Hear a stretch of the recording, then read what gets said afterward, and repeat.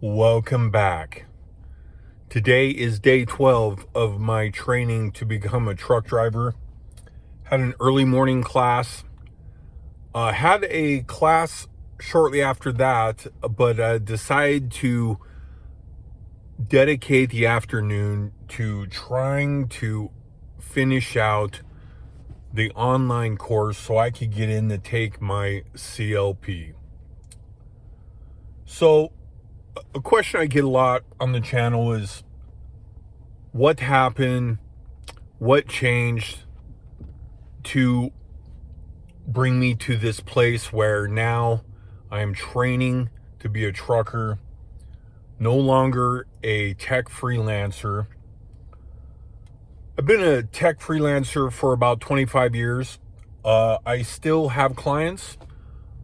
That's what holds me up most months, especially when I'm in situations like this where I am pretty much left with DoorDash to feed myself.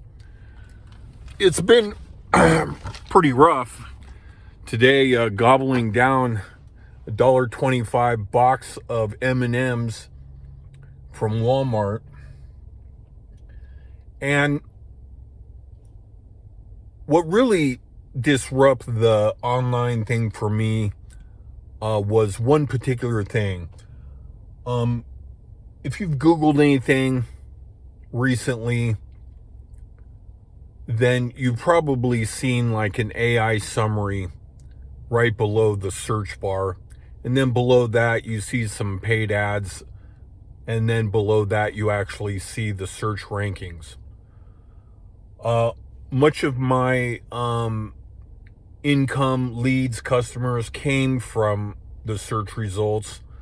Spent a good amount of time trying to improve the search ranking of my website, and that was disrupted by the changes in Google search and how people search. I started to feel it about 2 years ago. I still had a good amount of client base paying me, so I wasn't as alarmed as I was about eight months before. It was quite clear I was going to have to leave Asia. A few other things happened when I was in Asia. Maybe I was a little asleep at the wheel, meaning that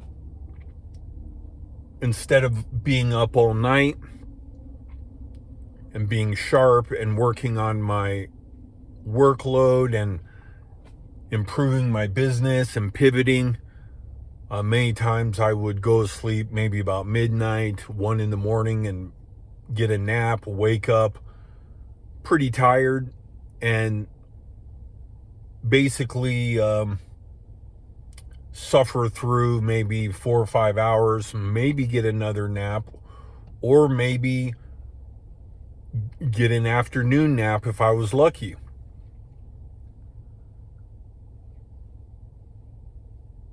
So that kind of led to me, getting some break-even months, maybe getting one good month, and then 3 or 4 bad months where I lost money. And that went on for about, I would say, a good year, depleting my monies down. I probably should have come home about 6 to 8 months earlier than I ended up. I believe I came home last March, had a kind of a break in the action. Thought maybe when I return, I would, go do some building. As you see these stupid reports, oh, the trades are looking for people. Horse shit. I have a lot of experience in the trades. I drywall, framing, roofing, siding, plumbing, some electrical, texture, painting. I mean, have a nice,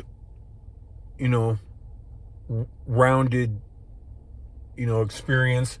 Maybe not journeyman level at any particular trade. Maybe waterproofing and commercial stuff like that. I was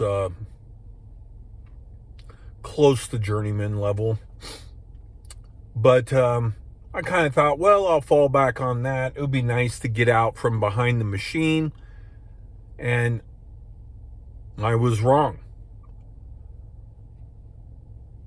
I have a lot to say about the trades and this ridiculous PR campaign to try to get people to go to trade schools. Why in the hell would you ever want to do that? Work 6-7 days a week, have a boss that's likely a drunk and bounces you checks all the time. They'll tell you need a truck, then it'll kind of wink, wink, utilize your truck. And then when you're left with a truck with 170,000 miles and at the dealership trying to get another truck so you can continue to make jack shit, then you might reconsider. Now, I'm not saying there isn't good money in the trades. A lot of times you have to travel for work. Like if you were an HVAC in Vegas, for example, you'd probably do pretty good, because people need heaters and AC units, and when they go out, it makes them uncomfortable enough where they're forced to pay just about any amount of money. However, if you were like in Seattle, where we didn't have even a AC unit or a heater, only had a fireplace, you likely wouldn't do as good. But you might do better in like roofing and siding and waterproofing and steel roofing and standing seam and stuff.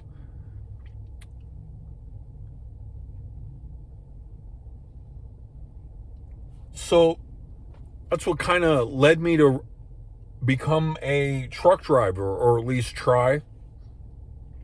It is day 12. What do I know about truck driving?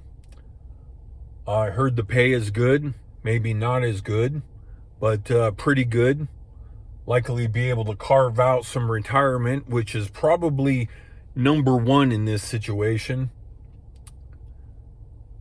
It'll be interesting what happens because of, being a freelancer for many years, and I had good years, had bad years.